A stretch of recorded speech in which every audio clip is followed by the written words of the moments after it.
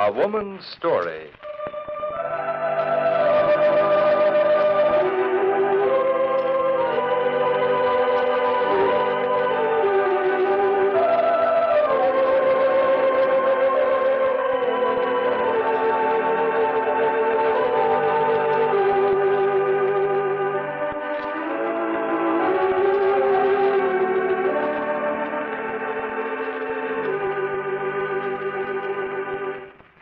The sponsor's opening message will be given here.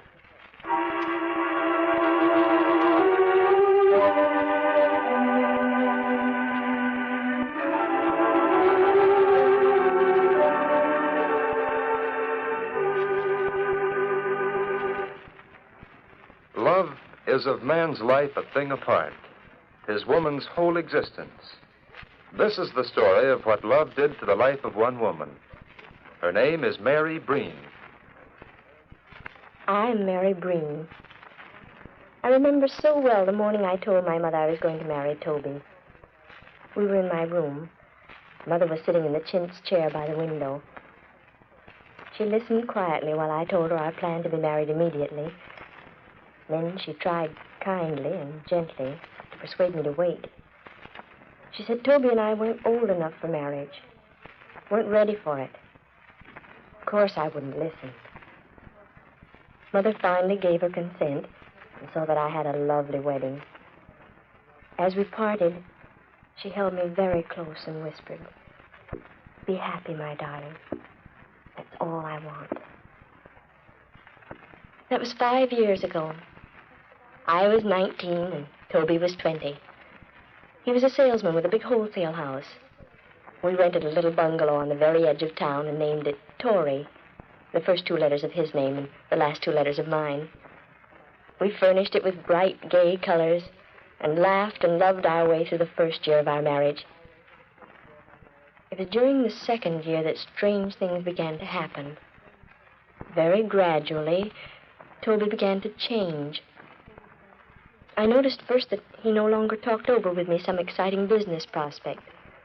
That had been one of the things he'd loved doing, telling me all about it and planning on what we'd do if the deal went through. And then Toby began staying away in the evenings more and more. Business, he'd say. And I wanted to believe him. I started to really worry the day Mr. Radcliffe, our landlord, came to see me to say that our rent hadn't been paid for 2 months.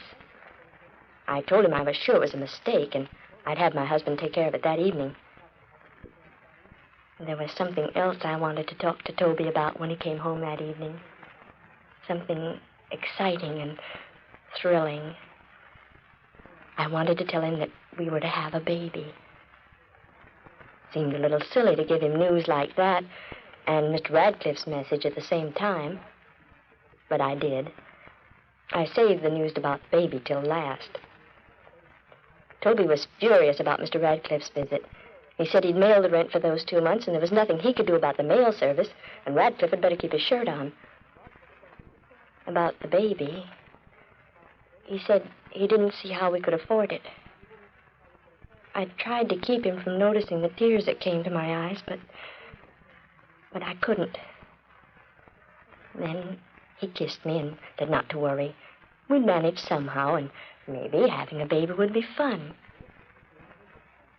It was a week later that a taxi stopped in front of our house. Much to my delight and surprise, Helen and Bruce Crane came running up the walk. They were dear friends, and I hadn't seen them in the year they'd been living in another city. They were in town for just 5 hours. Their bags were checked at the station, and they'd come to pick up Toby and me to do the town. I told them Toby wouldn't be home for dinner, and I'd no idea where to locate him. He was out with a client. It wasn't hard for them to persuade me to go along with them anyway, and I hurriedly changed my clothes and set out for an evening of fun. Bruce directed the taxi to take us to a well-known roadhouse, famous for its steak dinners. The Castle, it was called. It was while we were eating dinner that Toby walked into the castle. Toby and a beautiful blonde girl with her hand in his. I saw Helen and Bruce exchange a look of understanding, and in a very short time we left. Toby hadn't noticed us at all. The Cranes took me home and stayed with me till their train time. They didn't mention what had happened until they were leaving. And then Helen said, "Don't worry, Mary. I'm sure it didn't mean a thing."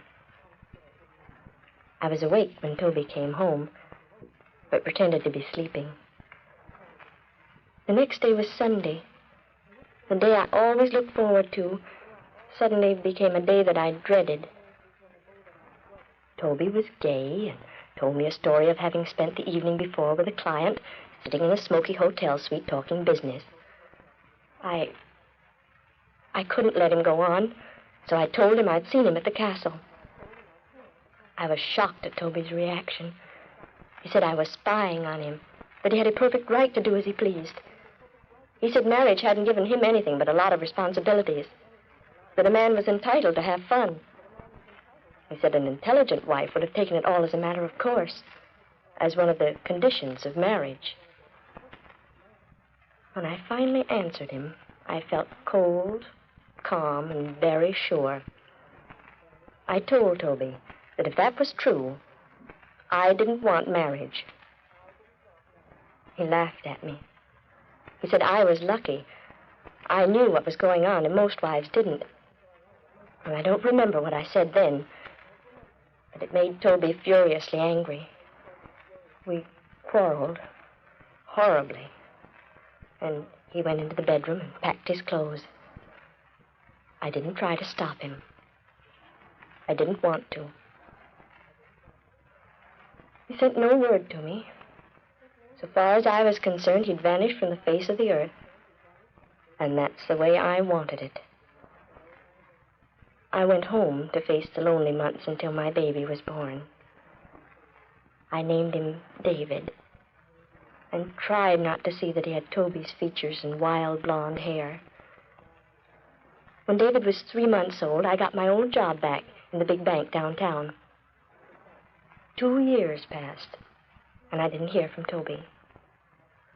I don't know why, but neither of us seemed to think about a divorce. When the war came, it didn't change my life very much, except that before long I had a more responsible position in the bank, and I was busy each evening with civilian defense work. I was interested in the war.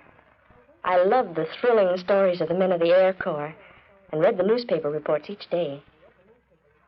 One evening, I read a heart-rending story of a great American bomber and its gallant crew.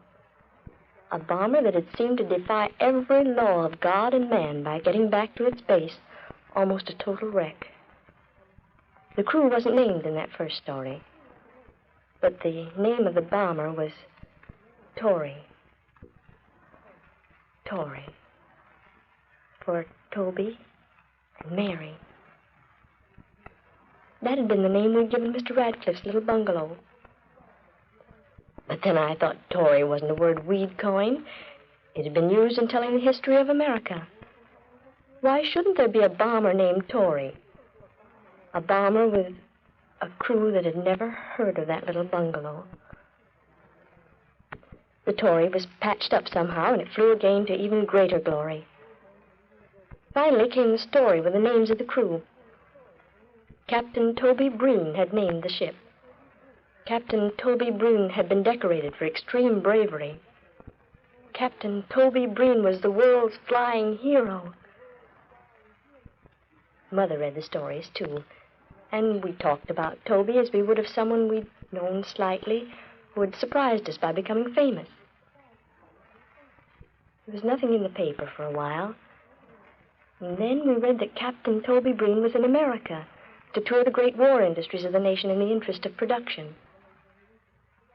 I knew, of course, that Captain Toby Breen was my husband, David's father. And yet I had a feeling that all of this concerned me not at all.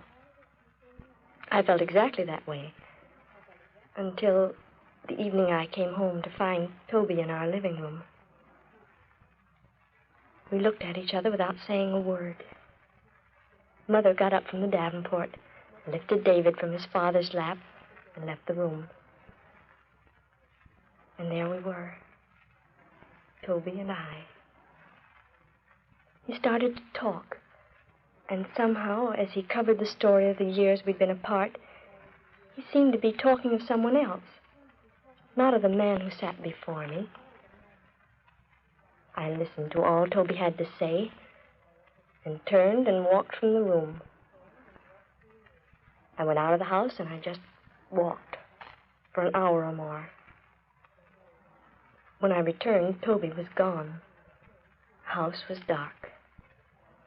I went upstairs to the nursery and kissed my sleeping son. Then I opened the door of my bedroom. The light was on. Mother was sitting in the chintz chair by the window.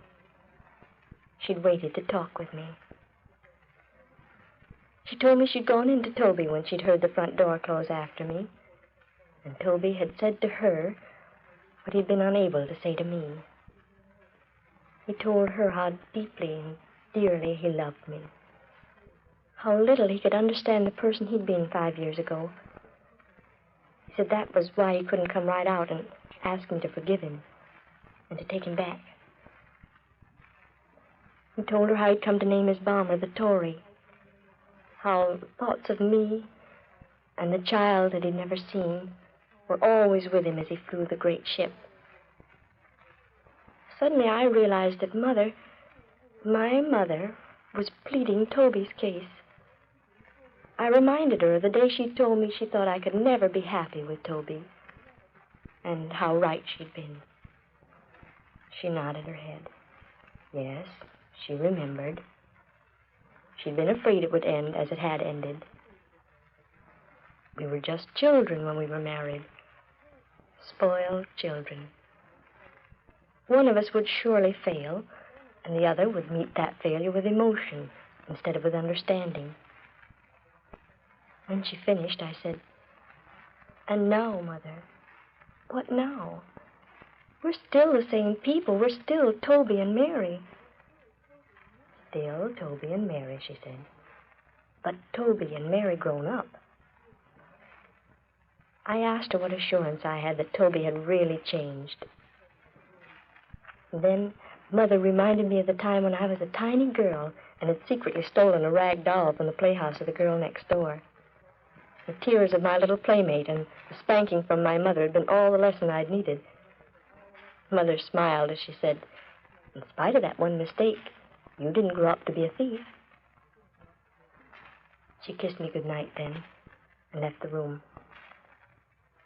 I'm here alone now, this very minute. I should go to bed. I'm terribly tired. But I'm going to stay up all night. It'll take that long to finish the love letter I'm going to write to Toby.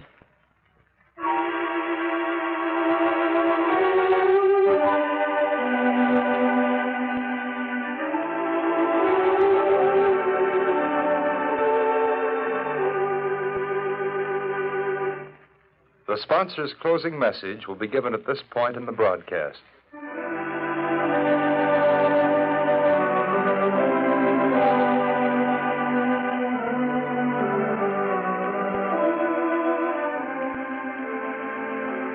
Next week at this same time, you'll hear the story of a woman whom the world called a criminal, a woman sentenced to spend her life in a mental institution.